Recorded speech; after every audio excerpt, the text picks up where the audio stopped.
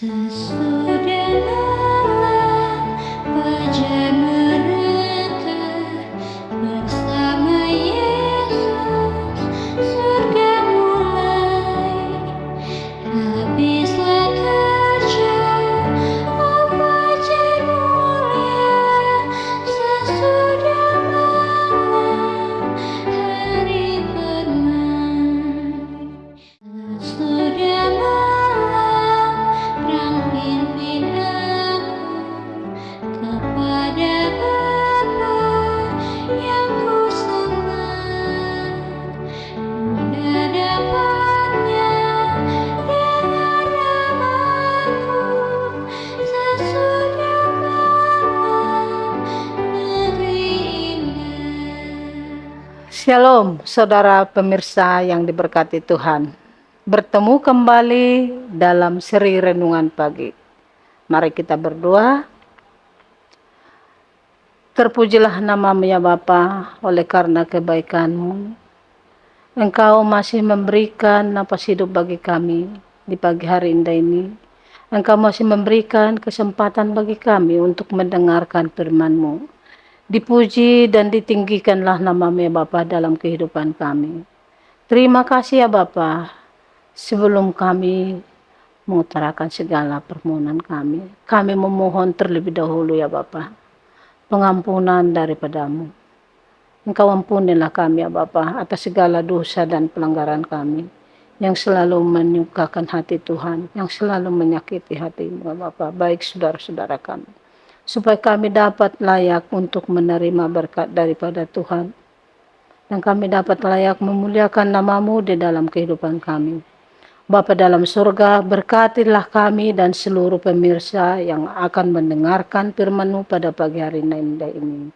Engkaulah memberikan urapan kuasa Roh Kudus-Mu bagi kami, supaya kami dapat mengerti firman-Mu ini, dan kami dapat menjadi pelaku-pelaku firman-Mu di dalam dunia ini ya Bapa, dan kami dapat untuk memberitakan pekabaran-Mu melalui firman yang kami dengarkan ini, sehingga banyak orang yang mengenal akan kebenaran firman Tuhan dan menyerahkan hidupnya ke dalam tangan-Mu dengan sempurna dan menerima Engkau sebagai Yesus dan Juru Selamat kami.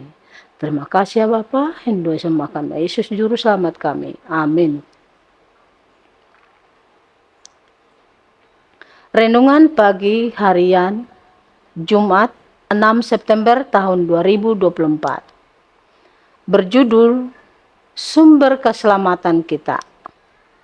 Ayat hafalan, tetapi Dia yang untuk waktu yang singkat dibuat sedikit lebih rendah daripada malaikat-malaikat, yaitu Yesus. Kita lihat yang oleh karena penderitaan maut dimahkotai dengan kemuliaan dan hormat, supaya oleh kasih karunia Allah ia mengalami maut bagi semua manusia. Terdapat dalam buku Ibrani 2 ayat 9. Di masa-masa yang berbahaya ini, ketika suatu bentuk kesalehan populer di dunia dan pernyataan kekristenan menjadi tren dan populer, hanya sedikit yang akan memahami cara hidup yang penuh penyangkalan diri dan memikul salib. Berjaga dan berdoa adalah perintah dari Dia yang menanggung pencobaan-pencobaan demi kita. Kristus mengetahui bahaya yang kita alami, karena Dia telah melawan musuh kita yang kuat. Dia tahu bahwa musuh kita berada di jalan setiap orang yang berjuang untuk melakukan yang benar. Dengan segala seni tipu muslihat dan jerat-jeratnya, setan berusaha merangkap para hamba Allah dan membuat mereka berbalik meninggalkan Kristus ke jalan lebar yang menuju kehancuran. Dia mengawasi setiap keluar masuk kita, dan meskipun tidak terlihat, Dia bekerja dengan sungguh-sungguh dan rajin, berusaha menghancurkan mereka yang tidak mengetahui siasat-siasatnya melalui pengaruh si jahat. Bahkan agama Kristus telah disesatkan. Dalam pikiran banyak orang yang mengaku mengetahui dan mentaati kebenaran. Tetapi setinggi apapun pengakuanmu, engkau tidak akan tahan uji kecuali engkau adalah pelaku firman Tuhan. Hanya mereka yang memiliki prinsip yang hidup dan teguh di dalam hati mereka, yang tidak menyimpang untuk melakukan apapun yang sudah jelas-jelas jahat, yang tidak berani menodai jiwa dengan kenajisan, sedang membasuh jubah mereka dan membuatnya putih di dalam darah anak domba.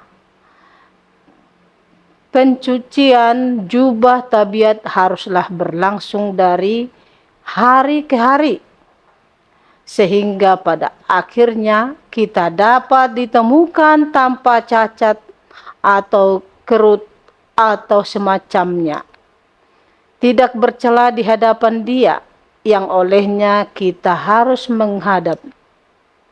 Pekerjaan penyucian diri kita sebagaimana Dia adalah suci, harus dilakukan secara pribadi. Kita harus memeriksa setiap motivasi kita, tindakan kita dalam terang hukum Allah yang suci. Kita hendaknya selalu bertanya, apakah ini jalan Tuhan? Setiap yang mencari sungguh-sungguh dan tulus akan dijawab oleh Tuhan. Permohonan para permohon selalu didengar yang jujur oleh sumber keselamatan kita.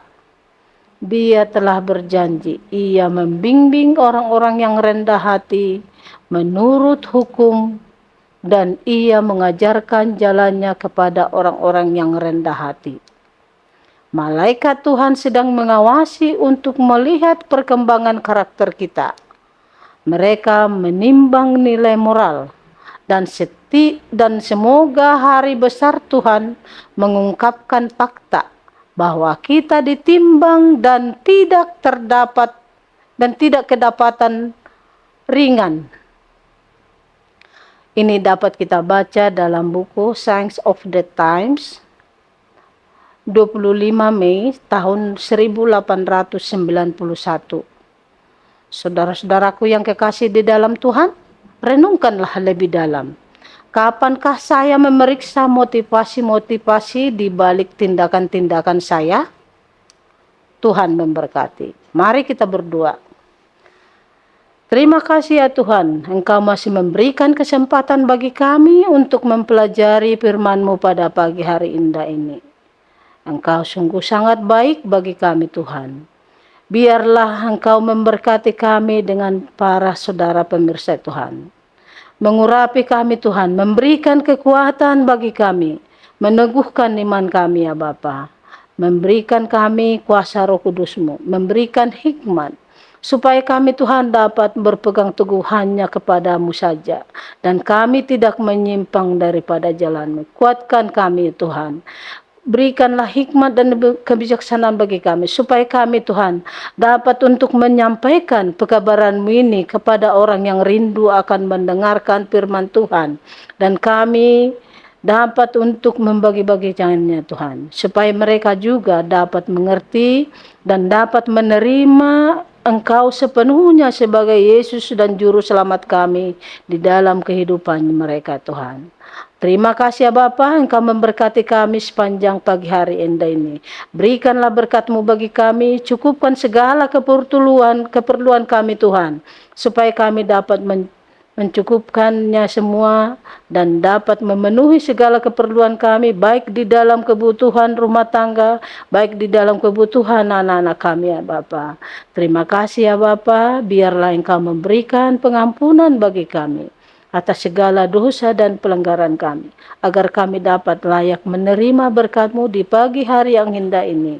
Terima kasih ya Bapa, Engkau sungguh sangat baik, Engkau memberikan jawaban doa bagi kami. Ini doa sembahkan nama Yesus Juru Selamat kami. Amin.